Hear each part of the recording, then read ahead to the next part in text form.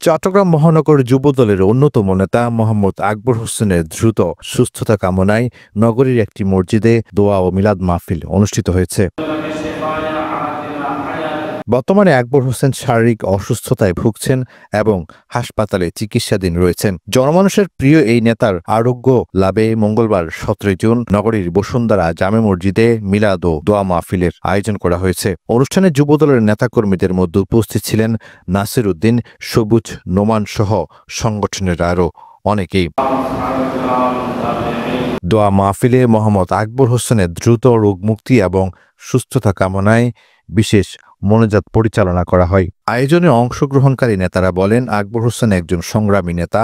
তিনি বরাবরই সাধারণ মানুষের পাশে ছিলেন। তিনি শীঘ্রই সুস্থ হয়ে আবারও আমাদের মাঝে ফিরে আসার জন্য সকলের কাছে দোয়া কামনা করেছেন। নিউজ ডেস্ক, প্রতিদিনের কাগজ, চট্টগ্রাম।